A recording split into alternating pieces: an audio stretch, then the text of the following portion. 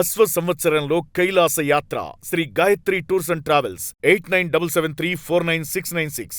Praveen sir గురించి తెలుసుకోవాలండి. మీ స్వస్థలం ఎక్కడ, మీ కుటుంబ నేపథ్యం ఏంటి, అసలుకి ఎక్కడి నుంచి వచ్చారని తెలుసుకోవాలని సార్ కొద్దిగా అది వీక్షకుల కోసం చెప్తే ఉమ్మడి పశ్చిమ గోదావరి జిల్లా అండి. సార్ మా నాన్నగారిది వచ్చి కొవ్వూరు తాలూకా, కొవ్వూరు. అమ్మగారిది వచ్చి పోలవరం తాలూకా. సార్ కానీ మా నాన్నగారు కూడా పోలవరం తాలూకాలని ఇప్పుడు కోయిలగూడెం మండలం. అమ్మగారు వాళ్ళు అంటే వాళ్ళ అమ్మమ్మ గారిది మా అమ్మగారిది ఒకే ఊరు అనమాట. సార్ సో ఇంకా అక్కడే స్థిరపడ్డా. నేను చిన్నప్పటి నుంచి కోయిలగూడెం మండలం దిప్పకాయలపాడు గ్రామంలోనే పుట్టాను. ఇద్దరిది ఒకే జిల్లా, పేరెంట్స్ ఇద్దరిది ఒకటే జిల్లా. సార్ తర్వాత అక్కడి నుంచి ఇది ప్రైమరీ స్కూల్ వరకు రాజమండ్రిలో చదివానండి. ఇది 5th క్లాస్ వరకు. Sir 6th to 10th Hyderabad Saint Paul's. Sir +1 +2 Guntur Vikas అండి. సార్ తర్వాత కాకినాడ రంగరాయ మెడికల్ కాలేజ్. అక్కడి నుంచి ఇటు సివిల్ సర్వీసెస్కి వచ్చాను. అంటే సివిల్ సర్వీసెస్ చదవాలని ముందు నుంచే మీ టార్గెట్ ఏమైనా ఉందా సార్, ఎలా అయినా క్రాక్ చేయాలని, లేదంటే అనుకోకుండా వచ్చారు సార్? అంటే ఇక్కడ వైద్య విద్యను అభ్యసించారు, డాక్టర్ కావాలనుకొని ఉంటారు, ఎంతో కష్టపడి వచ్చి ఉంటారు. ఇప్పుడు నీట్, అప్పుడు ఎంసెట్ ఉంది. ఎంసెట్ అయినా అప్పుడు చాలా టఫ్గా ఉంది, తక్కువ మెడికల్ కాలేజీలు, అందులో రంగరాయ మెడికల్ కాలేజ్ సీట్ రావడం అంటే కూడా ఒక ఫార్వర్డ్ క్యాస్ట్లో ఉన్నప్పుడు చాలా గట్టిగా కష్టపడి ఉండాలి, మంచి ర్యాంక్ వచ్చింటేనే వస్తుందన్నమాట. అంటే సివిల్ సర్వెంట్ అనేది అది ఒక ఆప్షనా సార్, లేదంటే అనుకోకుండా ఏదన్నా? లేదండి, యాక్చువల్లీ మా చిన్నతనంలో మా పిన్ని వాళ్ళ మరిది గారు సివిల్స్ ప్రిపేర్ అయ్యారండి. సార్ ఆయన 88 బ్యాచ్లో IRS సెలెక్ట్ అయ్యారు. సార్ సో అప్పటి నుంచి అందరూ నువ్వు సివిల్స్ చదవాలి అంటుండేవారు. సార్ సో 10th క్లాస్ వరకు ఆ ఆలోచన ఉండింది. సార్ తర్వాత ఇంటర్లో ఎప్పుడైతే +1 +2 బైపీసీ తీసుకుని మెడిసిన్కి వచ్చామో అది కొంచెం స్లోగా అది కనుమరుగైంది. సార్ మళ్ళీ చివరిలో ఇంకా మెడిసిన్ ఫైనల్ ఇయర్ టైంలో ఆ రోజుకి అంటే దానికి ఒక ప్రత్యేకమైన కారణం ఏమీ లేదు. ఆ రోజు నాకు ఆ టైంలో అందరూ కూడా USMLE ప్లాబ్ రాసి లండన్, అమెరికా, జమాయికి వెళ్ళేవాళ్ళు. కొంచెం ఇండియాలోనే ఉండాలనే కోరుకుంటాం వల్ల మీకు నేషనలిస్టిక్ టెండెన్సీస్ వల్ల అయితే సరే అయితే ఇండియాలో ఉండాలనే దాని మీద ఆ రోజు మనకి ఆంధ్రప్రదేశ్లో ఒక ప్రత్యేకమైన పరిస్థితి ఉండేది వైద్య విద్యార్థుల్లో. ఆంధ్రప్రదేశ్ చెందిన వైద్య విద్యార్థులు PG ఎగ్జామ్కి ఇతర రాష్ట్రాల్లో ఎలిజిబిలిటీ ఉండేది కాదు. ఓన్లీ ఆంధ్రప్రదేశ్లో PG విద్యను అభ్యసించడానికి మాత్రమే ఎలిజిబిలిటీ ఉండేది. CBSE పూల్ కానీ సెంట్రల్ పూల్లో ఉండేది కాదు. అది మినహాయించి తర్వాత ఆ టైంలో ఒక కాంప్లెక్స్ రిజర్వేషన్ సిస్టమ్ ఆ టైంలోనే వచ్చిందండి. ఓకే, అంటే ఏంటంటే ఇన్ సర్వీస్ కోటా, తర్వాత ఏదో రకరకాల 3-4 రోస్టర్స్ పెట్టడం వల్ల ఏంటంటే ఒక యావరేజ్ మంచి బ్రైట్ స్టూడెంట్కి కూడా ఓ మంచి బ్రాంచ్లో PG సీట్ రావాలంటే 3-4 ఇయర్స్ పట్టేదన్నమాట. వాళ్ళు కష్టపడాల్సిందే. 3-4 సరే ఆ టైంలో అందుకే మెడిసిన్ కన్నా కూడా నేను కాలేజ్కి వెళ్ళిన దానికన్నా కూడా బయట ఎక్కువ తిరగటం, అన్ని రంగాలు చూడటం.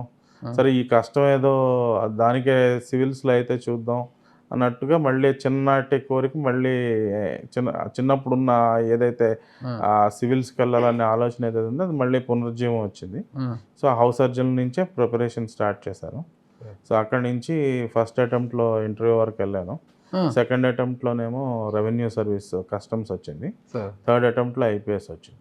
3 అటెంప్ట్లు సక్సెస్ సార్. ఇంటర్వ్యూ వరకు వెళ్ళారంటే అంత ఆశ సక్సెస్ అయినట్టునేది, అంత 90%. Third attempt success, third attempt ఉండింది కానీ అప్పటికి మెడిసిన్ వల్ల లేట్గా జాయిన్ అవటం వల్ల ఏజ్ బార్ వచ్చింది అనమాట 4th అటెంప్ట్. ఓకే ఓకే, దానివల్ల అంటే IAS కావాలని అనుకున్నారు సార్, IPS వచ్చినా సరిపోతాను సార్? మీ target IPS? Generally civil service exam వచ్చినప్పుడు ఎవరైనా IAS ఎగ్జామ్ అనే ప్రిపేర్ అవుతారండి సార్. అండ్ IPS అనేది కొంతమందికి క్రేజ్ ఉంటుంది కానీ కామన్ 70% 80% ఇది IAS ఎగ్జామ్ అనే ప్రిపరేషన్ స్టార్ట్ చేస్తారు. సరే IPS వచ్చింది, అందులో ఇంకా సంవత్సరం హోమ్ క్యాడర్ వచ్చింది. మనకు కూడా ఇంకా ఆప్షన్స్ ఇంకా అటెంప్ట్స్ కూడా అయిపోవటం వల్ల ఈ హోమ్ క్యాడర్ రావటం అనేది కూడా అది లాటరీ అనమాట, లక్ అనమాట. దానికంటూ ఎటువంటి ఇది ఒక ఇదేమి ఉండదు. అంటే ఇప్పుడేదో చాయిస్లు ఇస్తున్నారు, మా నుంచే చాయిస్ స్టార్ట్ అయింది. మాతోనే ఫస్ట్ చాయిస్ సిస్టమ్ స్టార్ట్ అయింది. సో ఆ సంవత్సరం మనకు రావాలంటే మీ కేటగిరీలో ఆంధ్రప్రదేశ్లో ఇప్పుడు ఈ IAS IPS ఏంటంటే 1/3 లోకల్ వాళ్ళకి ఇస్తే 2/3 సీట్స్ డైరెక్ట్ రిక్రూట్ వీటిలో ఆల్ ఇండియా సర్వీస్లో 2/3 ఇతర రాష్ట్రం వాళ్ళు ఉండాలి. సో ఈ 1/3 ఇన్సైడర్ కోటాలో మళ్ళీ 4 కేటగిరీలు ఉంటాయండి. General, OBC, SC, ST. Sir so నీ కేటగిరీలో వేకెన్సీ ఉండాలి. నువ్వు నీ కేటగిరీలో నీ స్టేట్ నుంచి సెలెక్ట్ అయిన వాళ్ళు టాపర్ అయి ఉండాలి. ప్యూర్ లక్ అంతే హోమ్ క్యాడర్ రావడం అనేది. సార్ సార్ సార్ అంటే ఇప్పుడు ఐఏఎస్ ఐపీఎస్ అంటే చాయిస్ అందరూ ఐఏఎస్ అని ప్రిపేర్ అవుతున్నారు అంటారు కదా సార్. అయితే ఇక్కడ ఐఏఎస్ సార్ అడ్మినిస్ట్రేషన్ సర్వీస్ అయినప్పటికీ కూడా పోలీస్ అంటే కాకి డ్రెస్ కనిపిస్తేనే ఎదుటి వ్యక్తులు కూడా తెలియకుండానే ఒక విధమైన గౌరవం వచ్చేస్తుంది సార్ అసలు. కలెక్టర్ గారు అంటారు సార్ ఆ జిల్లా ప్రజలకు మాత్రమే కొంతవరకు పరిచయం ఉంటే బయటకు వచ్చి తన కలెక్టర్ని మీడియాలలోనో పేపర్లలోనో చూసుకుంటే సరిపోతుంది. ఎక్కడికైనా వెళ్ళినప్పుడు కూడా ఆయన కలెక్టరు అని చాలామంది గుర్తుపట్టలేరు సార్. చెప్పుకోవాలి నేను కలెక్టర్ని అని చెప్పుకుంటేనే ఆ గౌరవం వస్తుందన్నమాట. కానీ ఒక పోలీస్ ఆఫీసరు ఆ డ్రెస్ వేసుకొని వెళ్తే ఈవెన్ దో హోంగార్డ్ నుంచి కానివ్వండి ఆ ఐపీఎస్ ఆఫీసర్ వరకు కూడా డ్రెస్ కనిపిస్తేనే ఎదుటి వ్యక్తికి తెలియకుండానే గౌరవం వస్తుంది కదా.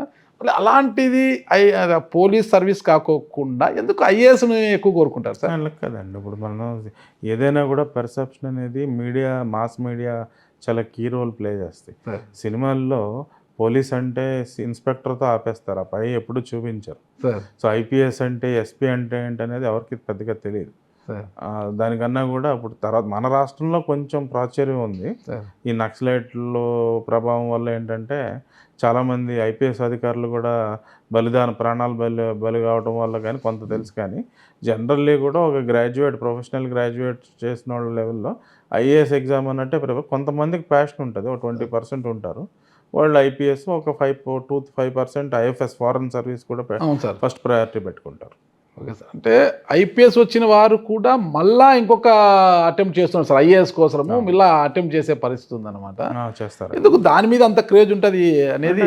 సర్వీస్ రూల్స్లో ఐఏఎస్కి కొన్ని అడ్వాంటేజెస్ ఉన్నాయండి. ఇప్పుడు గవర్నమెంట్లో 104 విభాగాలు ఉంటే అందులో ఒక విభాగం లా అండ్ ఆర్డర్ సార్.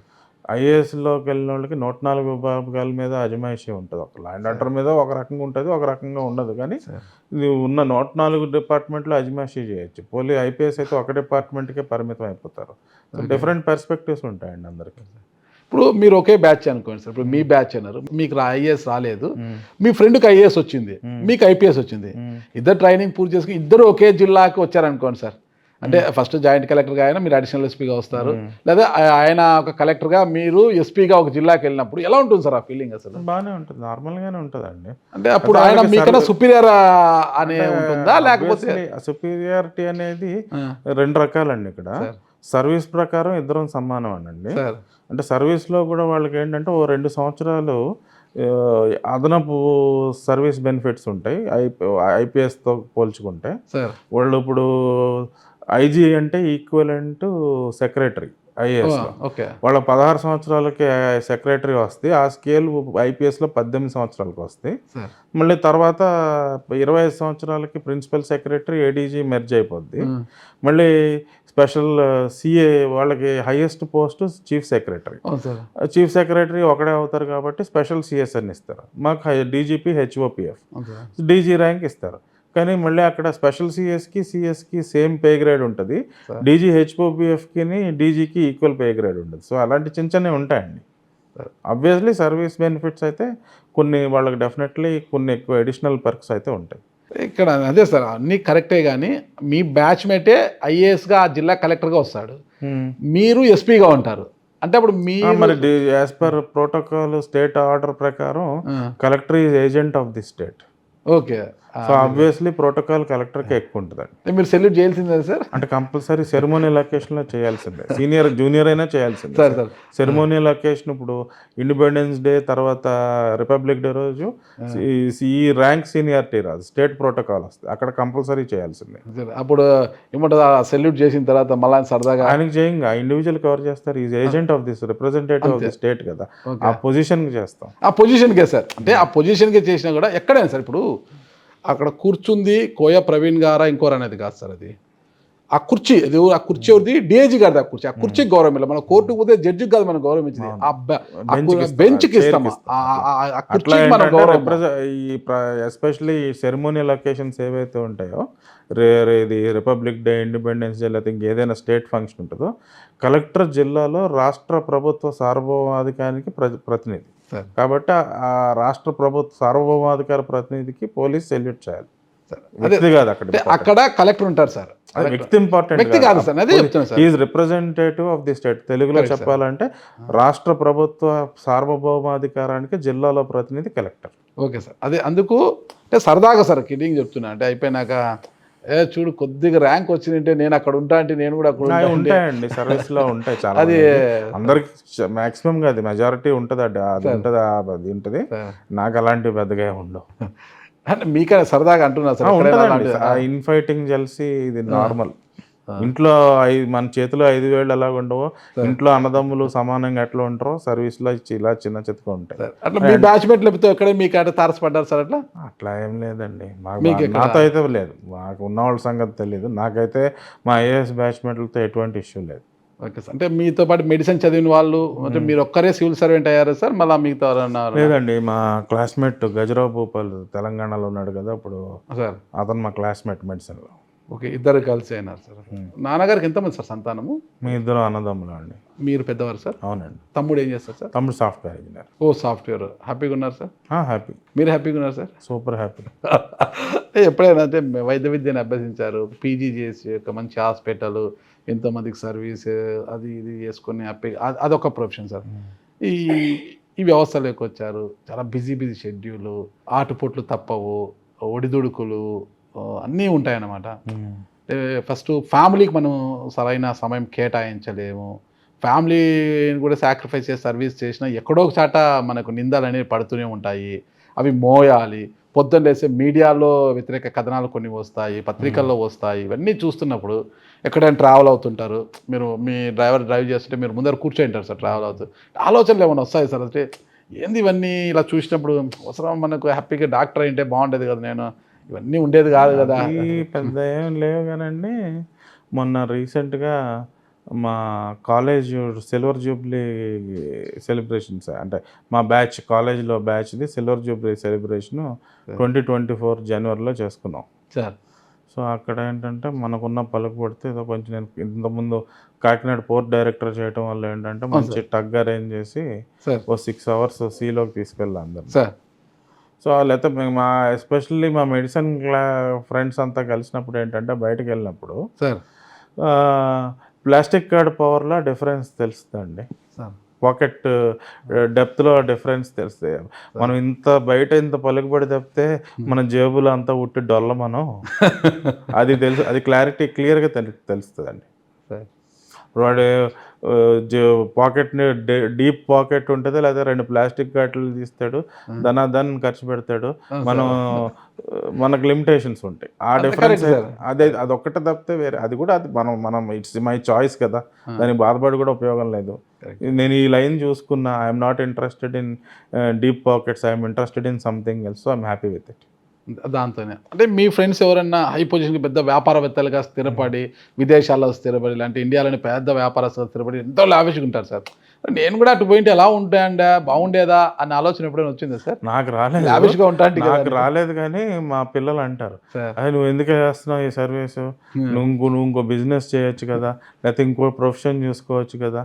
వాళ్ళు చూడు సమ్మర్ హాలిడేస్కి ఫారెన్ ట్రిప్ వెళ్తున్నారు, నువ్వేమనంటే మనం గవర్నమెంట్ సర్వెంట్స్, మనకి పిల్లలు మీరు మళ్ళీ అప్రూవల్ తీసుకోవాలి వెళ్ళాలంటే, అదే డీప్ పాకెట్స్ మీద పిల్లలు క్వశ్చన్ చేస్తున్నారు. అంతే కదా సార్. అంటే మనము చూసి ఖర్చు పెట్టుకుంటాం సార్, ఎలా వాళ్ళకి అదే ఉండదు కదా, కార్డు అలా వేస్తారు. అంతే మనం చూస్ చేసుకున్నాం.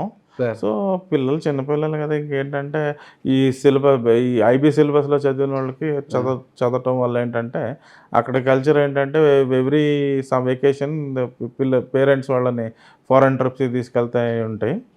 సో ఇప్పుడు మనం యాక్చువల్లీ సిబిఎస్ఈలో చదివించి ఉంటే వాళ్ళు అడిగేవాళ్ళు కాదేమో. అంటే పిల్లలు ఏం చేస్తారు సార్? ఇద్దరు, పెద్ద పాప 10th వస్తుందండి సార్, చిన్న పాప 5th వస్తుంది. ఇద్దరు అమ్మాయిలేనా సార్? చిన్న పాప 6th వస్తుంది సార్. మీరు ఏ batch sir? IPS 2009 batch. Medicine అయిపోయింది సార్? మెడిసిన్ 2004 అండి. 2004 మెడిసిన్ అయిపోయింది, 2009 బ్యాచ్. అంతకుముందు 2 అటెంప్ట్లు. 6లో ఫస్ట్ అటెంప్ట్ అండి, 7లో సెకండ్ అటెంప్ట్, అంటే 8 బ్యాచ్ ఐఆర్ఎస్, 8 ఎగ్జామ్లు, 3rd అటెంప్ట్ ఇది వచ్చింది. Okay sir. అంటే మనము పాకెట్ మనీ అది చూసుకోవాలి సార్. ప్రభుత్వ ఉద్యోగస్తులు అంటే ఎప్పుడు కూడా జీతం వస్తుందంటే మనం పట్టికి రాసుకోవాల్సిందే, పాలకింత పెరిగింత అలాగే మనం ఉంటుంది. It's deliberate choice for us. So మా పిల్లల్ని కూడా సిబిఎస్ఈ స్కూల్లో చదివించుంటే వాళ్ళు నార్మల్గా ఉందరు, బికాజ్ అక్కడ క్రౌడ్ కూడా ఎంప్లాయీస్ పిల్లలు ఉంటారు. ఐబీ స్కూల్కి పంపించడం ఏంటంటే బిజినెస్ ఫ్యామిలీస్ లో ఉండటం వల్ల ఆ డిఫరెన్స్ వాళ్ళు పాయింట్అవుట్ చేశారు. So now it's okay, they also IPS వచ్చిన తర్వాత పేరెంట్స్ హ్యాపీనా సార్? అంతే, హ్యాపీ అండి. అంటే ఇంకొక అటెంప్ట్ చెయ్యి ఏదన్నా అటెంప్ట్ అయిపోయినాయి కదా, ఇంకా లాస్ట్ అటెంప్ట్ ఏజ్ అయిపోయింది కదా, ఇంకా అటెంప్ట్ ఉన్న ఏజ్ లేదు, అందుకు హ్యాపీ. పేరెంట్స్ ఉన్నారు సార్ ఇప్పుడు? ఉన్నారండి, ఊర్లో ఉన్నారు. ఓకే, అంటే డ్రెస్ వేసుకొని ఎప్పుడైనా ఊరికి వెళ్తే డ్రెస్ వేసుకుని ఒక్కసారి ఏదో వెళ్ళాను, డ్రెస్ వేసుకుని ఎప్పుడు వెళ్ళలేదండి.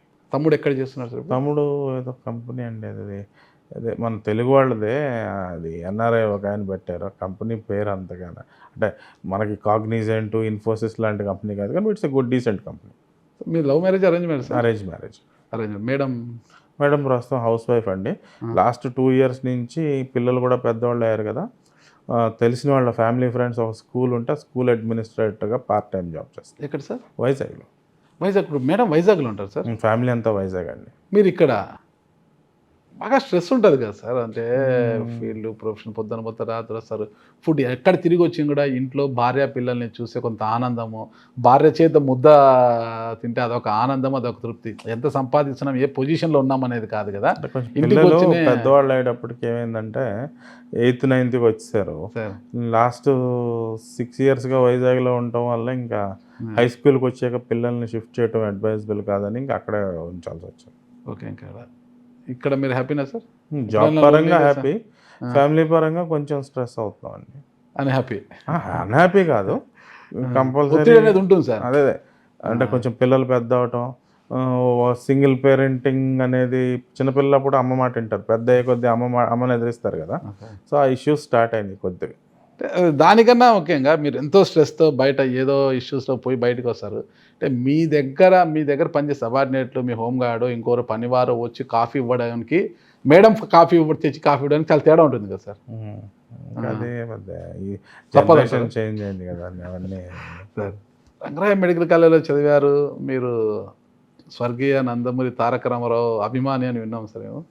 అంతే, పౌరాణిక పాత్రలకు అభిమానం అండి. అంతేనా సార్? ఆ స్టెప్స్ కూడా బాగా వేస్తారు, అన్నగారు స్టెప్స్ విన్నాను సార్. అన్నగారు కాదు, Chiranjeevi steps. Chiranjeevi steps sir?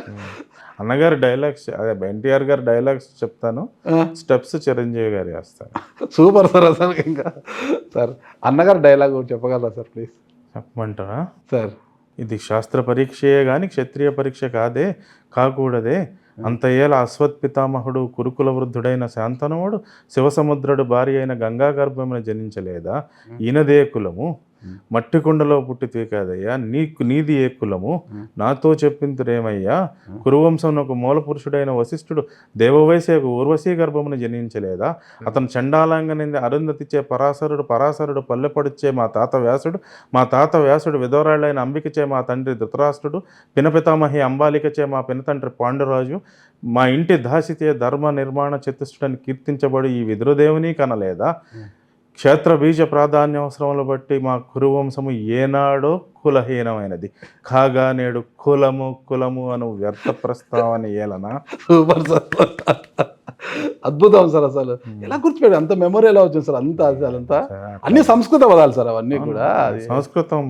కొంచెం అదే పౌరాణిక సినిమాలు బాగా చూడటం వల్ల కొంచెం తెలుగు అండ్ సాంస్క్రిట్ మీద కొంచెం బాగానే, భగవద్గీత శ్లోకాలు కూడా కొన్ని అన్ని రావుగానే ఒక 5-6 శ్లోకాలు బాగా గుర్తుంటాయి. చిరంజీవి స్టెప్స్ ఏంటి సార్ అసలు? అంటే ఇప్పుడు నేను సినిమా అనేది ఒక ప్యూర్ ఎంటర్టైన్మెంట్ అండ్ ఒక ఇన్వాల్వ్మెంట్తో చూస్తానండి. సో నాకు బాగా చిన్నతనంలో ప్రైమరీ స్కూల్లో ఉన్నప్పుడు సూపర్ స్టార్ కృష్ణ గారి ఫ్యాన్ అండి సార్. ఆ తర్వాత హై స్కూల్ 6th 7th వచ్చేటప్పటికి ఆ టైంలో చిరంజీవి గారు బ్రేక్ డాన్స్ స్టార్ట్ చేయటం, ఏదో అప్పుడు ఫస్ట్ బ్రేక్ డాన్స్ ఏం సినిమా అంటే అది యముడికి మొగుడు. పసివాడి ప్రాణం ఫస్ట్, అదంతా రాలేదు. యముడికి మొగుడు నుంచి తెలుసు, యముడికి మొగుడు తర్వాత ఏవో వచ్చిన గరణ మొగుడు. సో అప్పుడు ఆయన అందం హిందువులో అదే అట్లా ఉంటుంది బ్రేక్ డాన్స్. Super sir. ఎలా సార్ అంటారు. ఆ తర్వాత 2000 ఏదో ఇంద్రా సినిమాలో ఇట్లా వేణ స్టెప్.